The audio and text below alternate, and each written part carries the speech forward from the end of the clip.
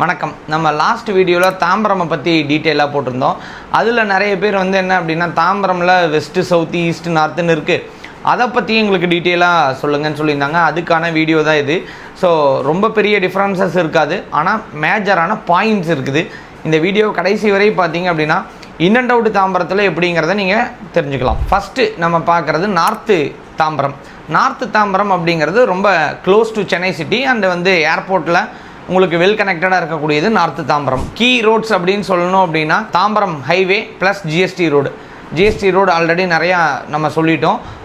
அதோட இம்பேக்ட் பெருசாக இருக்குது லேண்டில், அதுவும் தாம்பரத்தில் அப்படிங்கிறப்ப அது ஒரு மிகப்பெரிய விஷயமா ஜிஎஸ்டி ரோடு இருக்குது அப்படிங்கிறது நம்ம நிறைய வீடியோவில் சொல்லியிருக்கிறோம். ரெசிடென்சியல் க்ரோத் அப்படிங்கிறது கம்பல்சரி அதிகமாக இருக்குது because of IT professionals. Commercial க்ரோத்தை பொறுத்தவரையிலும் ஸ்மால் ஐடி ஆஃபீஸஸாக இருக்கட்டும், ஸோ சூப்பர் மார்க்கெட்டாக இருக்கட்டும், ரீட்டைல் ஷாப்ஸாக இருக்கட்டும், இதனால் கமர்ஷியல் க்ரோத்தும் இருந்துக்கிட்டே தான் இருக்குது. அப்கமிங் மெட்ரோ ஃபேஸ் 2 கனெக்டிவிட்டி அதிகமாக இருக்கிறதுனால ஸோ முடிஞ்ச உடனே இதுக்கான க்ரோத் இன்னும் அதிகமாக இருக்கும். ஏன்னா north Tambaram well connected to Chennai city அப்படிங்கிறதுனால. சரி, இப்போ நம்ம பார்க்க போகிறது சவுத் சென்னையோட க்ரோத். சவுத் சென்னையோட க்ரோத்தை பொறுத்தவரையிலும் வண்டலூர், ஊரப்பாக்கம், பெருங்களத்தூர் அப்படிங்கிற ஒரே ஸ்ட்ரெச் சவுத் சென்னை அப்படிங்கிறது.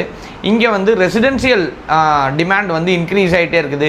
பீப்புள் லிவிங்க்கு எங்கே தேர்ந்தெடுக்கிறாங்க அப்படின்னா ஸோ சிட்டி பேஸ்டாகவும் இருக்குது, ட்ராவலுக்கு ரொம்ப ஈஸியாகவும் இருக்குது அப்படின்னு சொல்லிட்டு சவுத் சென்னையில் ரெசிடென்ட்ஸ் அதிகமாக வந்துக்கிட்டே இருக்கிறாங்க. So close to IT corridor வேறு, ப்ளஸ் வண்டலூர் ஜூ வேறு அங்கே இருக்கிறதுனால ஸோ அதிகமான பாப்புலேஷன் இருந்துக்கிட்டே இருப்பாங்க. எக்கோ பார்க்ஸ் வேறு இருக்குது அங்கே. ஸோ அதனால் கம்பல்சரி சவுத்து தாம்பரம் அப்படிங்கிறது ஒரு பெரிய மேஜர் சிட்டியாக இருக்குது. இன்றைக்கும் ரெசிடென்சியலாக அங்கே வாங்கக்கூடிய அளவு தான் அங்கே டிமாண்ட் இருக்குது.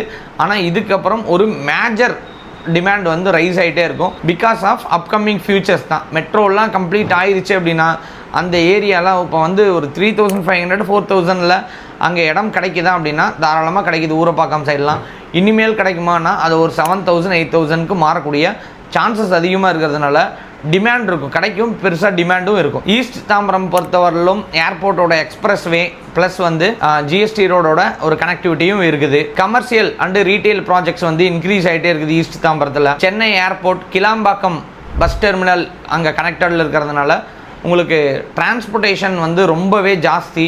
ஸோ ஈஸி கம்யூனிகேஷன் வேறு. ஸோ எல்லா பக்கத்துக்கும் போகணும் அப்படின்னா இந்த ஏரியாவை நம்ம அதிகமாக சூஸ் பண்ணுவாங்க.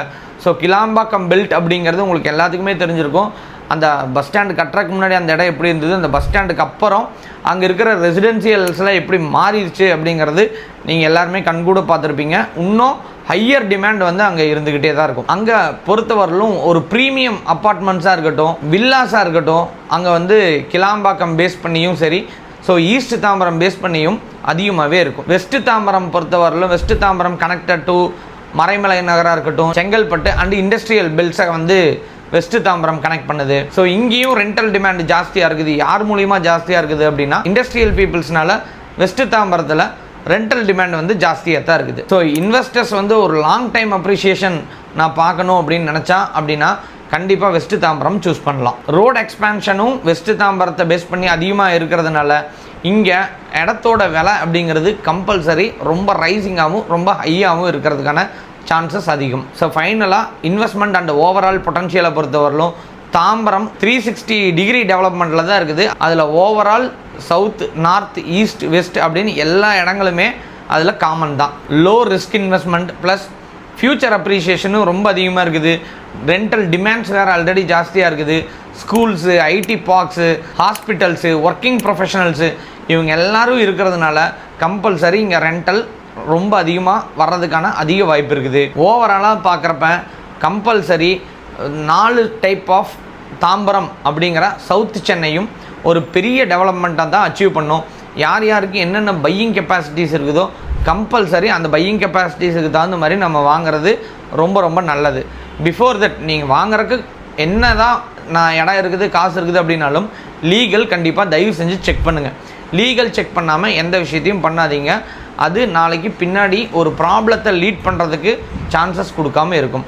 இது போக நாங்கள் நிறைய விஷயங்கள் சொல்கிறது தான் உங்கள்கிட்டையும் சொல்கிறோம். ஒரு இடமோ நிலமோ ஒரு வீடோ வாங்கணும் அப்படின்னா உங்களுக்கு பணம் மட்டும் பத்தாது, அதற்கான அறிவும் தேவை. அந்த அறிவை இந்த லேண்ட் டீல்ஸில் உங்களுக்கு நாங்கள் நிறையா விஷயங்களை ஷேர் பண்ணிகிட்டு இருக்கிறோம். உங்களுக்கு இந்த சேனலோட எல்லா வீடியோஸும் பிடிச்சிருக்கும் அப்படின்னு நாங்கள் நம்புகிறோம். அப்படி உங்களுக்கு பிடிச்சிருந்தது அப்படின்னா கண்டிப்பாக எல்லாத்துக்கும் ஷேர் பண்ணுங்கள், லைக் பண்ணுங்கள். அது போக எந்த வீடியோஸ் நீங்கள் தெரிஞ்சுக்க அடுத்து விரும்புகிறீங்க அப்படிங்கிறத கமெண்ட்டில் சொல்லுங்கள். இது போக எங்கள்கிட்ட ஏதாவது டவுட்டு கேட்கணும், இல்லை லீகல் சம்மந்தமாக பேசணும், இல்லை இன்வெஸ்ட்மெண்ட் சம்மந்தமாக பேசணும்னு நினச்சா தாராளமாக டிஸ்பிளேயில் தெரிய நம்பருக்கு கால் பண்ணுங்கள், அண்ட் தென் வாட்ஸ்அப் பண்ணுங்கள். தேங்க்யூ.